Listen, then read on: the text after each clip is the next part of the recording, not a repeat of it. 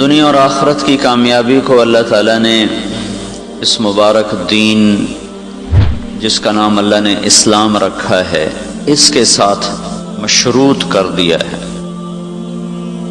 ان الدین عند اللہ الاسلام، کامیابی کے لیے ایک ہی راستہ ہے، ان الدین عند اللہ الاسلام، اسلام بعد میں ہے، عند اللہ پہلے ہے، کہ اب پوری دنیا کے انسانوں کے لیے دنیا آخرت کی عزت کامیابی کا صرف ایک راستہ ہے اور کوئی نہیں ہے، وہ اسلام ہے۔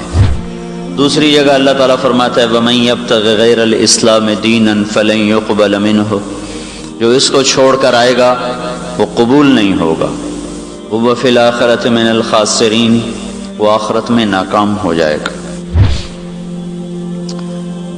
اللہ تعالیٰ نے اس کو مکمل کیا، الیوم اکملت لکم دینکم، اللہ تعالیٰ نے اس کو ہر طرح سے اس کے تمام اجزاء اس میں ڈالے، واتممت علیکم نعمتی، اللہ نے اس کا نام خود تجویز کیا، ورضیت لکم الاسلام دینا۔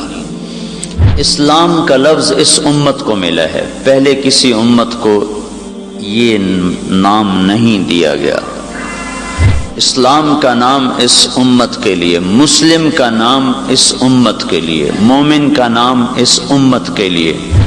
ہمارے نبی نے فرمایا سما نفسہ السلام وسما امتی المسلمین، اللہ نے اپنا نام سلام رکھا ہے، میری امت کا نام مسلمین رکھا ہے۔ سما نفسہ المومن وسما امتی المؤمنین، اللہ تعالیٰ نے اپنا نام مومن رکھا ہے اور میری امت کا نام مومنین رکھا ہے۔ اللہ اکبر کا لفظ اس امت کو ملا، اس سے پہلے کسی امت کو اللہ اکبر کا لفظ نہیں ملا، یہ بھی صرف انہی کے ساتھ مخصوص ہے۔ دین مکمل ہوا، نام اسلام رکھا گیا، تکمیل بھی اس امت کے ساتھ ہے اور یہ خوبصورت ناموں کا انتخاب بھی اسی امت کے ساتھ ہے۔ اللہ تعالیٰ اور امتوں کو جب پکارتا ہے تو یا اہل الکتاب سے پکارتا ہے، اور اس امت کو جب اللہ تعالیٰ پکارتا ہے تو یا اہل القرآن کی بجائے اللہ تعالیٰ ان کو کہتا ہے یا ایھا الذین آمنو، اے ایمان والو۔ انتہائی عزت اور شرافت ہے اس امت کے لیے کہ ان کو ان کا بنانے والا اللہ سب سے خوبصورت نسبت کے ساتھ خطاب فرماتا ہے، اور یا اہل الکتاب کہنے کی بجائے یا اہل القرآن کہنے کی بجائے اللہ تعالیٰ ان کو کہتا ہے یا ایھا الذین آمنو، اے ایمان والو۔ بھائیو، دنیا اور آخرت میں اب کامیابی کی ضمانت یہ دین ہے، باقی ساری چیزیں انسان کو بطور امتحان ملی ہیں، ان کی اللہ کی نظر میں کوئی قیمت نہیں ہے۔ اللہ نے اچھے کو بھی دیا ہے، برے کو بھی دیا ہے۔ فرعون بھی بادشاہی کر گیا ہے اور نمرود بھی بادشاہی کر گیا ہے، اور داؤد علیہ السلام نے بھی حکومت کی ہے، اور سلیمان علیہ السلام نے بھی حکومت کی ہے۔ اللہ تعالیٰ نے پتھر کے پجاریوں کو بھی حکومت دی ہے، آگ کی پرستش کرنے والوں نے بھی حکومت کی ہے۔ 3164 سال ایران کی حکومت کا جھنڈا لہرایا ہے دھرتی پر، سارے اللہ کے نام ماننے والے لوگ تھے۔ عثمان رضی اللہ تعالیٰ عنہ کے دور میں آ کر ساسانی دور ختم ہوا ہے، تو اللہ تعالیٰ کے جو ماننے والے کیا ایک چھوٹی سی مخلوق ہے آگ، اس کے آگے سر جھکائے بیٹھے ہیں، گائے کے آگے سر جھکایا ہوا ہے، بندر کے آگے سر جھکایا ہوا ہے، درختوں کے آگے جھکے ہوئے ہیں، سورج کے آگے جھکے ہوئے ہیں۔ دنیا کا سب سے بڑا فاتح چنگیز خان سورج کا پجاری تھا۔ کیا عجیب بات ہے، دنیا میں سب سے بڑی فتوحات کی تاریخ لکھنے والا انسان مرتے دم تک اللہ کو نہ پہچان سکا، وہ سورج کی پوجا کرتا ہوا مر گیا۔ اس کے سارے فاتحین ہلاکو خان اور قبلائی خان اور طولوئی خان اور چغتائی خان اور جوجی خان، جو اس کے بڑے بڑے سردار بھی تھے، اس کے بیٹے بھی تھے، سب سورج کی پوجا کرتے ہوئے دنیا سے چلے گئے۔ دنیا بطور امتحان ہے، اللہ کسی کو دے دیتا ہے، کسی سے لے لیتا ہے، کسی کو اٹھا دیتا ہے، کسی کو جھکا دیتا ہے، کسی کو مشہور کر دیتا ہے، کسی کو گمنام کر دیتا ہے، کسی کو شہرت دے دیتا ہے، کسی کو عزت دے دیتا ہے، کسی کو ذلیل کر دیتا ہے، کسی کو دنیا کے صفحات سے کیا ایسے مٹا دیتا ہے جیسے کچھ تھا ہی نہیں، جیسے کوئی آیا ہی نہ ہو۔ کسی کو طاقت دے دی ہے، کسی کو صحت دے دی ہے، کسی کو بیماری دے دی ہے، کسی کو علم دیا ہے، کسی کو تقوی دیا ہے، کسی کو خوبصورت بنایا، کسی کو قولا بدصورت بنایا، کسی کو خاندان اچھا دیا، کسی کو چھوٹا خاندان دیا. یہ سب چیزیں کسی بھی انسان کے بڑے اور چھوٹے ہونے کا معیار نہیں ہیں. اللہ تعالیٰ کے دربار میں بڑے ہونے کا معیار صرف ایک ہے، الا وانکم جعلتم نسبا وجعلت نسبی. اے لوگو، قیامت کے دن اعلان ہوگا، ایک اللہ نے عزت کا پیمانہ دیا، ایک تم نے اللہ کے مقابلے میں بنا لیا. ایک اللہ نے تمہیں عزت کا اور کامیابی کا معیار دیا ہے، ایک تم نے اس کے مقابلے میں بنا لیا. جعلت اکرمکم اتقاکم، اللہ تعالیٰ کہے گا میں نے تمہیں اعلان کر کے بتایا تھا جو مجھ سے جتنا زیادہ تعلق والا ہوگا وہ زیادہ عزت والا ہوگا، جو جتنا مجھے زیادہ پہچانتا ہوگا وہ اتنا زیادہ عزت والا ہوگا. ولیکن ابیتم، تم نے انکار کر دیا. وکہا قلتم ان فلان ابن فلان خیر من فلان ابن فلان، تم میرے پیمانے تم نے توڑ دیے، میرے معیار تم نے قبول کرنے سے انکار کیا، اور تم وہ بڑا ہے، وہ بڑا ہے، وہ حاکم، وہ بادشاہ، وہ صدر، وہ وزیر اعظم، وہ سپہ سالار، وہ قریشی، وہ ہاشمی، وہ پٹھان، وہ راجپوت، جو اس طرح تم نے اپنے معیار بنانے شروع کیے. الیوم اضعوا نسبکم وارفعوا نسبی، آج تمہارے معیار ٹوٹ جائیں گے، میں اسے پست کر دوں گا اور میرا معیار بلند ہوگا، میرا نسب اونچا ہوگا. این المتقون، تقوی والے کہاں ہیں؟ اللہ تعالیٰ قیامت کے دن جو پکارے گا تو وہ سید، قریشی، ہاشمی، عرب، عجم، ترک، افغان نہیں پکارے گا. اللہ تعالیٰ قیامت کے دن پکارے گا تقوی والے آ جاؤ. اور ادھر ہوگا وامتازوا اليوم ایھا المجرمون، آج مجرم الگ ہو جاؤ. اس میں عرب ہے، عجم ہے، افغان ہے، پٹھان ہے، ایرانی ہے، ترکمانی ہے، وہ پنجابی ہے، سندھی، بلوچی ہے. وامتازوا، ایک طرف ہو جاؤ. کون؟ ایھا المجرمون، نافرمان ایک طرف، مجرم ایک طرف. این المتقون، تقوی والے کدھر ہیں؟ ادھر آ جاؤ. این اہل الفضل، این اہل الصبر. اللہ تعالیٰ کی طرف سے اعلان، این جیران اللہ، این الذاکرون اللہ کثیرا والذاکرات، این الصائمون. یہ اللہ کے اعلان ہوں گے قیامت کے دن. تو بھائیو، دنیا اور آخرت کی عزت کا معیار اسلام، کامیابی کا معیار اسلام ہے. اور اللہ تعالیٰ ہمیں دعوت دیتا ہے یا ایھا الذین آمنوا ادخلوا فی السلم کافہ، اے ایمان والو اسلام میں پورے داخل ہو، پورے، ادھورے نہیں، پورے داخل ہو. یہاں اللہ تعالیٰ نے اسلام کو ایک گھر سے تشبیہ دی ہے، ایک گھر. ادخلوا فی السلم، مسجد کے اندر آ جاؤ. جیسے میں کہتا ہوں بھائی مسجد کے اندر آ جاؤ، تو اللہ تعالیٰ کہہ رہا ہے اسلام کے اندر آ جاؤ، پورے کو پورے اسلام کے اندر آ جاؤ. تو یہاں اللہ تعالیٰ نے اسلام کو تشبیہ دی ایک گھر کے ساتھ. فی کا لفظ اسلام کو ایک گھر کے مشابہ بنا رہا ہے. اور گھر ہمیشہ بنیادوں سے اٹھایا جاتا ہے، چھت پہ جا کے مکمل ہوتا ہے. گھر بنانے کا یہی نقشہ شروع سے چلا رہا ہے. بنیاد لوگ اٹھاتے ہیں اور پھر اس کے اوپر دیواریں کھڑی کرتے ہیں، چھت پہ جا کے وہ مکمل ہو کر رہنے کے قابل ہوتا ہے. اللہ تعالیٰ نے کہا اسلام میں داخل ہو، گھر سے تشبیہ دی. اللہ تعالیٰ کے نبی کی 2 حدیثوں نے اس گھر کی وضاحت کر دی کہ یہ گھر کہاں سے شروع ہوتا ہے اور کہاں جا کر یہ گھر ختم ہوتا ہے. ابتدا میں بنیاد ہے، انتہا میں چھت ہے.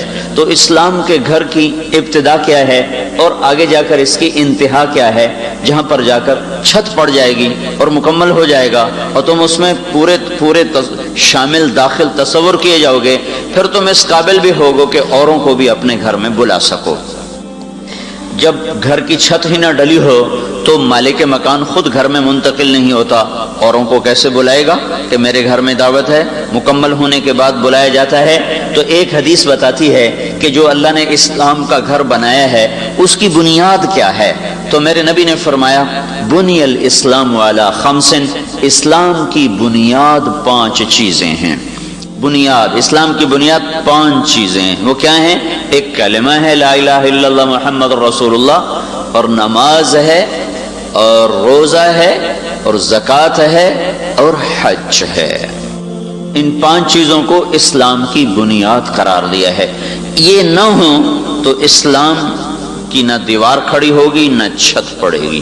یہ ہوں اور بڑی کمزور ہوں تو پھر اس پر جو چھت پڑے گی وہ گر کے ٹوٹ جائے گی، بن نہیں سکے گی. 5 چیزیں جب معاشرے میں موجود ہوں گی تو یہ معاشرہ اسلام کی چھت سہار سکتا ہے۔ اگر یہ 5 چیزیں، پہلی چیز تو ایسی ہے کہ اس کے بغیر تو کوئی چیز بھی نہیں، کلمہ تو یقیناً سارے ہم مسلمان ہیں۔ اگر یہ کمزور ہوں گی یا ان کا وجود مٹ جائے گا کہ ایک بہت بڑا طبقہ نماز چھوڑ گیا ہے، بہت بڑا طبقہ زکوٰۃ نہیں دیتا ہے، بہت بڑا طبقہ حج نہیں کر رہا ہے، جو 15-20 لاکھ نظر آ رہے ہیں یہ ہمیں بہت زیادہ نظر آ رہے ہیں، لیکن جن پہ حج فرض ہے ان کو سامنے رکھو تو بہت تھوڑے ہیں۔ جن پر حج فرض ہے ان کی نسبت سے یہ بہت تھوڑے ہیں۔ جن پر زکوٰۃ فرض ہے ان میں دینے والے بہت تھوڑے ہیں۔ جن پر نماز فرض ہے اس میں نہ پڑھنے والے بے شمار ہیں۔ اب یہ معاشرہ موجود ہو اور اس پر کوئی شخص یہ کہے کہ میں چھت ڈالوں گا اور میں اسلام کو نافذ کر دوں گا، تو یہ ہو نہیں سکے گا۔ اسلام صفات کا نام ہے، حکومتیں صفات نہیں پیدا کر سکتی۔ حکومت زیادہ سے زیادہ یہ کر سکتی ہے حدود نافذ کر دے اور شریعت کے قوانین نافذ کر دے۔ اس سے آگے حکومت کی طاقت نہیں ہے کہ کسی کے دل کو روشن کر دے۔ حکومت میں یہ طاقت نہیں ہے کہ کسی کے دل کو ایمان سے بھر دے۔ حکومت میں یہ طاقت نہیں ہے کہ کسی کی نظروں میں حیا کا سرما لگا دے۔ یہ حکومت میں طاقت نہیں ہے کہ ماں باپ کی فرما برداری سکھا دے۔ یہ حکومت میں طاقت نہیں ہے کہ کسی کے دل میں اللہ کی محبت بھر دے، اور یہ حکومت میں طاقت نہیں ہے کہ کسی کی زبان کو سچائی کی مٹھاس دے دے۔ یہ حکومت میں طاقت نہیں ہے کہ کسی کو تواضع سکھا دے۔ یہ حکومت میں طاقت نہیں ہے کہ کسی کو سخاوت سکھا دے۔ یہ حکومت میں طاقت نہیں ہے کہ رات کے اندھیروں میں ہر گھر کے آگے پہرے دار کھڑے کر دے کہ یہاں ہم کچھ نہیں ہونے دیں گے۔ یہ ناممکن ہے، نہیں ہو سکتا۔ بنیاد کے بغیر کوئی چھو منتر نہیں ہے کہ چھت پڑ جائے، کوئی ڈنڈے سے نہیں کام ہو سکتا۔ تو پہلی بات تو یہ بھائیوں کہ بنیاد ہی ٹوٹ چکی ہے۔ 90% لوگ نماز نہیں پڑھتے ہیں۔ 100 میں 100 آدمی جن پر زکوٰۃ فرض ہے زکوٰۃ نہیں دیتے۔ 10,000 اکٹھے کرو جن پہ زکوٰۃ فرض ہے تو ایک آدمی زکوٰۃ دینے والا ہے۔ ہزاروں انسان جن پر حج فرض ہے اکٹھے کرو تو ان میں 100-200 حج کرنے والے ہیں، وہ مل کر 15-20 لاکھ بن جاتے ہیں۔ جن پر فرض ہے ان میں سے بہت تھوڑے جا رہے ہیں۔ تو پہلی چیز یہ کہ بنیادی اس وقت کوئی نہیں ہے، اور جنہوں نے اس کو قائم کیا ہوا ہے کل نماز، چلو ہم فرض کرتا ایمان والے تو سارے ہیں، 5% لوگ نمازی ہیں، 10% لگا لیں، 10% میں 100 میں ایک بھی نہیں جس کو نماز کا پورا ترجمہ آتا ہو۔ 100 میں فرض کرو ایک آدمی ہے جس کو نماز کا ترجمہ آتا ہے، لیکن 100 میں 100، لاکھ میں لاکھ، کروڑ میں کروڑ، ہزار میں ہزار، جتنے نمازی اکٹھے کر لوں ایک بھی نہیں ہے جو اللہ اکبر سے سلام پھیرنے تک اللہ کے سامنے کھڑے ہو کے نماز پڑھتا ہو۔ ادھر اللہ اکبر میں کرتا ہوں اور ادھر مسجد چھوڑ کے میرا جسم، میرا دل، میرا دماغ سارا باہر چلا جاتا ہے۔ میرا اللہ آسمان سے مجھے پکار کے کہتا ہے ابن آدم الی من تلتفت الی من هو خیر منی، میرے بندے نماز میں بھی مجھے یاد نہیں کر رہے ہو، کوئی مجھ سے اچھا نظر آیا ہے؟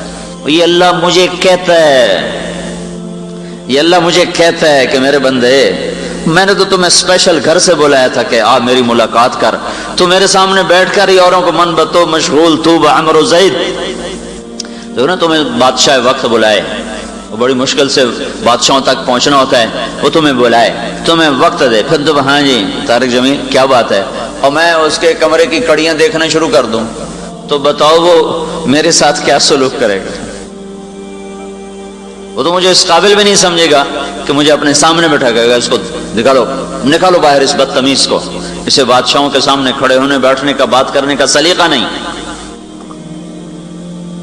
جو نماز میں اور آپ جو ہم نماز پڑھنے کے لیے آئے بیٹھے ہیں، ابھی بھی لاکھوں انسان ہیں جو جمعہ نہیں پڑھیں گے، ہزاروں نہیں، لاکھوں کروڑوں ہیں جو جمعہ نہیں پڑھیں گے، جو اس امت کو خاص نماز ملی ہے، خاص، جو 3 جمعے جان بوجھ کے چھوڑ دے اسلام سے خارج ہو جاتا ہے، جو پڑھنے کے لیے آگے ہیں نا اللہ اکبر، اس اللہ اکبر کے بعد ایک نمازی نہیں ملتا جو آخر تک اللہ سے بات کر رہا ہو، میں ادھر بھاگ جاتا ہوں، آپ ادھر بھاگ جاتے ہو۔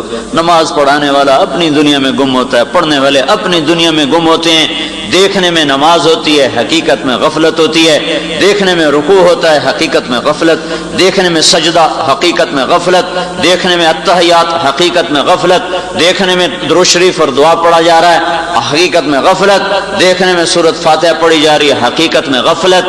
تو جو پڑھنے والے ہیں ان کے پاس اتنی کھوٹی نماز ہے کہ اس میں طاقت ہی نہیں ہے کہ اللہ سے ملا سکے۔ عروہ بن زبیر کا پاؤں تھوڑا نکل آیا، پھر وہ پھیلتا اوپر چلا آیا، تو طبیب نے کہا یہ کاٹنا پڑے گا ورنہ سارے جسم کو لے جائے گا۔ کہا تو کاٹ دو۔ کہا تو ہم آپ کو نشہ پلائیں گے تاکہ آپ بے ہوش ہو جائیں، اس کے بعد ہم کاٹیں گے۔ تو انہوں نے فرمایا کہ نشہ اور ایمان ایک پیٹ میں جمع نہیں ہوتا۔ جس پیٹ میں شراب جاتی ہے اس سے ایمان باہر نکل جاتا ہے۔ حدیث میں بھی آتا ہے جب کوئی آدمی شراب پیتا ہے تو ایمان باہر چلا جاتا ہے، اور جب تک شراب اندر رہتی ایمان باہر رہتا ہے۔ کہا میں نماز پڑھتا ہوں، تم پاؤں کاٹ دینا میرا۔ تو انہوں نے ایسے بیٹھ کر پاؤں یوں کر دیا اور اللہ اکبر۔ اب یہ جو پاؤں کاٹا جا رہا سن تو ہوتا نہیں تھا کہ پتہ نہ چلے پاؤں کاٹنا ہے۔ پھر پاؤں کاٹنے کے بعد یہ ہوتا تھا خون نکلتا تھا، تو اس پر کھولتا ہوا تیل ڈال کر نا اس کو زخم کو فوراً جلا دیتے تھے۔ تو کاٹنے کا درد الگ اور اوپر تیل کھولتا ڈالنے کا وہ درد الگ۔ یہ سب کچھ اس شخص کے ساتھ ابھی ہونے والا ہے۔ کہا اللہ اکبر، اور یوں بیٹھ کے نماز پڑھنا شروع کر دیا۔ انہوں نے پاؤں کاٹا ہے، پھر تیل لگایا ہے کھولتا ہوا، پھر پٹی باندھی ہے۔ اس بندے نے یوں بھی نہیں کیا نماز کا، یوں بھی نہیں کیا۔ جب سلام پھیرا تو کہنے لگے پاؤں کاٹ لیا؟ کہنے لگے کاٹ لیا۔ کہا اللہ کی قسم مجھے خبر بھی نہیں تھی۔ پھر فرمانے لگے، انہوں نے کہا یہ ہے پاؤں۔ کہنے لگے یا اللہ تو گواہ ہے میرا یہ پاؤں کبھی تیری نافرمانی میں نہیں چلا۔ وہ اقبال نے کہا تھا مسجد مرثیہ خواہ ہیں کہ نمازی نہ رہے۔ نمازی تو تھے، یہ نمازی نہ رہے۔ ایسی نماز پڑھنے والے جو وہ کہیں اللہ اکبر تو پھر کائنات ان کے لیے صفر ہو جائے۔ یہ آدمی دیکھو نا، جو آدمی ہاتھ اٹھاتا ہے اللہ اکبر، ہاتھ یہاں گویا پوری دنیا کو اٹھا کر پیچھے پھینکتا ہے، یا اللہ میں نے سب کو پیچھے پھینکا اور میں تیرے آگے آ گیا۔ اس لیے یہاں یہ بھی پڑھنا مسنون ہے، وجہت وجہی للذی فطر السماوات والارض حنیفا، میرے مولا میں سب سے کٹ کے تجھ سے جڑنے آ گیا ہوں۔ تو جو پڑھنے والے ہیں یہ غم بھی میں نے زندگی میں ایک آدمی کو روتے دیکھا ہے نماز کے لیے۔ 35 سال 36 سال تبلیغ میں ہو گئے، ایک آدمی کو نماز کے لیے روتے دیکھا ہے۔ وہ کوئی بڑا عالم نہیں تھا، کوئی مفسر نہیں تھا، کوئی صوفیاء میں سے نہیں تھا، جرنیل تھا، جنرل امیر حمزہ رحمت اللہ علیہ۔ 15 سال ہم اکٹھے چلے، ہر مہینے 15 دن، ہر مہینے 15 دن۔ سن 2000 میں ان کا انتقال ہوا۔ بس وہ ایک آدمی تھا جو میں نے اسے کئی دفعہ روتے دیکھا۔ کیوں رو رہے ہو جنرل صاحب؟ کہ مولوی صاحب نماز نہیں پڑھی جاندی۔ اور میں نے زندگی میں ان 14-15 سال میں ان کی گرمی سردی میں تہجد کو قضا ہوتے نہیں دیکھا، اور لکڑی کی طرح کھڑے ہوتے تھے نماز میں۔ اس کے بعد وہ مجھے کہا کرتے تھے مولوی صاحب نماز نہیں پڑھی جاندی کی کرا، اور یہ کہہ کر رونے لگ جاتے تھے۔ میں نے تو کسی کو نہیں اس طرح روتے دیکھا۔ مدرسے کے کتنے طلبہ سے واسطہ رہتا ہے، تبلیغ والوں سے واسطہ رہتا ہے، علماء سے، صوفیاء سے واسطہ رہتا ہے، کسی کو یہ بے قرار ہوتے نہیں دیکھا کہ ہائے میری نماز اچھی نہیں ہے۔ اپنی نماز پہ مطمئن، تہجد پہ مطمئن، نفلوں پہ مطمئن، بے قرار کوئی نہیں کہ یا اللہ میں اللہ اکبر کہتا ہوں تو مجھے یاد ہی نہیں آتا، یا اللہ میں کیا کروں۔ اور ابن القیم رحمت اللہ علیہ نے ایک ہے نمازی 5 طرح کے ہوتے ہیں۔ ایک نمازی وہ ہے جو کبھی پڑھتا ہے 5، کبھی پڑھتا ہے 3، کبھی پڑھتا ہے 2، کبھی پڑھتا ہے 1، اس طرح وہ آگے پیچھے کرتا رہتا ہے۔ یہ قیامت کا دن جہنم میں جائے گا، یہ معذب ہے۔ دوسرا نمازی وہ ہے جو پڑھتا تو پابندی سے ہے لیکن بالکل جانور کی طرح ہے، جسے کچھ نہیں پتا کہ میں کہاں کھڑا ہوا ہوں، بس اللہ اکبر اور ٹیپ چلاتا ہے، اور جب ٹیپ سلام پہ ختم ہوتی ہے تو جوتا جھاڑ کے وہ دکان کو گھر کو بھاگتا چلا جاتا ہے، یہ نمازی معاقب ہے۔ معاقب سے مراد یہ ہے کہ اس کو نماز کے چھوڑنے کی وجہ سے جہنم میں نہیں جانا پڑے گا، کسی اور جرم میں جہنم میں چلا گیا وہ الگ چیز ہے، لیکن نماز کی وجہ سے جہنم میں بھی نہیں جائے گا اور نماز کی وجہ سے کوئی جنت کا درجہ بھی نہیں پا سکے گا، الٹا اس کی ڈانٹ ڈپٹ ہوگی کہ بے وقوف تمہیں بادشاہ کے سامنے کھڑے ہونے کا سلیقہ بھی نہ آیا۔ تیسرا نمازی وہ ہے کہ جب وہ نماز شروع کرتا ہے تو کوشش کرتا ہے کہ اللہ کے سامنے کھڑا رہوں، پر کبھی اللہ کے سامنے، کبھی گھر کے سامنے، کبھی اللہ یاد آیا اور کبھی دکان یاد آئی، کبھی اللہ یاد آیا اور کبھی نفس کی بھول بھلائیوں میں گم ہوا، یہ کوشش کرتا رہا، کبھی ادھیڑ کبھی بن، کبھی ادھیڑ کبھی بن، کبھی گرانا کبھی اٹھانا، یہ معاف کر دیا جائے گا، معفو عنہ۔ اچھا بھائی چلو ٹھیک ہے، پاس کر دو، ٹھیک ہے، کچھ نہ کہو، کوشش کرتا رہا۔ چوتھا درجہ ہے نماز کا، جو وہ کہتا ہے اللہ اکبر، تو بس پھر نماز ہوتی ہے اور وہ ہوتا ہے اور اس میں کوئی دوسرا داخل نہیں ہو سکتا۔ یہ ہے نمازی اللہ کے دربار میں، یہ وہ نمازی ہے جس کی نماز اس کو اللہ سے سب کچھ دلوانے کا سبب اور ذریعہ ہے، جو کہتے ہیں نماز اللہ کے خزانوں کی چابی ہے۔ یہ میری آپ والی نماز نہیں، یہ اس لیے بہت سے لوگ کہتے ہیں ہم نے تو بڑی ٹکریں ماری، ہمارا تو کچھ بھی نہیں بنا، بڑے نفل پڑے، بڑی صلاۃ حاجت پڑی، ہمارا تو کچھ بھی نہیں بنا۔ کیوں نہیں بنا؟ چابی میں چابی غلط استعمال ہو رہی، چابی بنائی تو ہے پر پوری نہیں ہے، خراب ہے۔ کہو اللہ اکبر اور اس کے بعد کٹ جاؤ سب سے، پھر گلا کرو کہ یا اللہ میری تو سندائی کوئی نہیں۔ جو یہاں تک پہنچے گا اس پر تو اللہ تعالیٰ کے غیب کے دروازے کھولیں گے۔ یہ دنیا اور آخرت میں اجر پانے والا نمازی ہے۔ پانچواں درجہ اس سے بھی اعلیٰ ہے، وہ کون ہے؟ وہ لوگ ہیں جو اپنی نماز سے لذت اٹھاتے ہیں، اپنی نماز سے لذت اٹھاتے ہیں، جس کو اللہ کے نبی نے قرار دیا یہ مقربین، خاص وی آئی پی لوگوں کی نماز۔ وہ کیا ہے؟ وہ اللہ کے نبی نے فرمایا جعلت قرۃ عینی فی الصلاۃ، میری آنکھوں کی ٹھنڈک نماز ہے، آنکھوں کی ٹھنڈک نماز بن جائے۔ جو میں نے زندگی میں 2 آدمی دیکھے نماز پڑھتے ہوئے، اتنے زندگی گزری تبلیغ میں صرف 2 آدمیوں کو نماز پڑھتے دیکھا ہے۔ کون سی؟ یہ 5ویں مسجد، تو سارے تبلیغ والے نمازی۔ 2 آدمی جن کی نماز ان کی آنکھوں کی ٹھنڈک تھی، ایک مفتی زین العابدین صاحب رحمۃ اللہ علیہ، اب وہ بھی چلے گئے، ایک مولانا سعید خان صاحب رحمۃ اللہ علیہ، وہ بھی چلے گئے۔ مرض الموت میں تھے مولانا سعید خان صاحب رحمۃ اللہ علیہ، تو میں یہاں سے پہنچا ہوں ان کے زیارت کے لیے۔ میرا بھائی بھی میرے ساتھ تھا، ڈاکٹر ہے، تو وہ ایسے پڑے تھے اور ان کا سانس اکھڑ رہا تھا جیسے مرنے والے کا سانس اکھڑتا ہے۔ تو میرے بھائی نے دیکھتے ہی کہا بس 1 ہفتے سے زیادہ نہیں۔ وہ ایسا ہی ہوا، 8ویں دن ان کا انتقال ہو گیا۔ اذان ہو گئی عصر کی، تو ان کے نواسے نے کان میں آ کر کہا زور سے الصلاۃ۔ یہ سننا تھا، ایسے اٹھ کے بیٹھے جیسے کوئی جوان بیٹھتا ہے۔ تو میرا بھائی تو ڈاکٹر ہے نا، تو کہ ہے یہ کیا ہوا؟ وہ اس کو میڈیکلی نہیں سمجھ سکا یہ کیا ہو گیا، یہ مردہ کیسے اٹھ کے بیٹھ گیا، اٹھنے کے قابل ہی نہیں ہے، ایسے اٹھے، کرسی پر بیٹھے، پاؤں سے معذور تھے۔ حمام میں گئے، وضو فرمایا، واپس آئے ہیں، مسجد میں ہم ساتھ ساتھ چلے ہیں، پہلی صف میں انہوں نے ایسے نماز پڑھی ہے جیسے کوئی بالکل صحت مند جوان آدمی نماز پڑھتا ہے۔ پھر ان کو لے کر ہم واپس آئے ہیں اور اگر چارپائی پر بیٹھ کر لٹاتے وہ پھر ویسے ہی غشی میں چلے گئے جیسے مرض الموت تھی۔ نماز آنکھوں کی ٹھنڈک بن جائے۔ ہمیں تھوڑی سی سستی ہو نا، تھوڑی سی سستی ہو تو سنتیں بھی چھوڑ رہے ہیں، نفل بھی چھوڑ رہے ہیں۔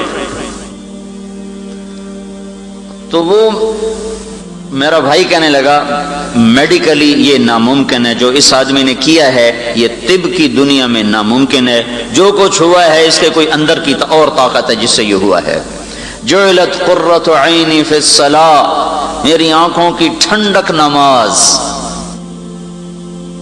یہ تو میں جو نہیں پڑھتے ان کے لیے تو یہ رونا ہے کہ وہ پڑھتے ہی نہیں، میں جو پڑھتا ہوں آپ جو پڑھتے ہیں اس پہ رونا رو رہا ہوں کہ ایسی کمزور ہے کہ ایک سجدہ بھی زندگی میں ایسا یاد نہیں جو صرف اللہ کی دھیان، توجہ، محبت میں ڈوب کے کیا ہو۔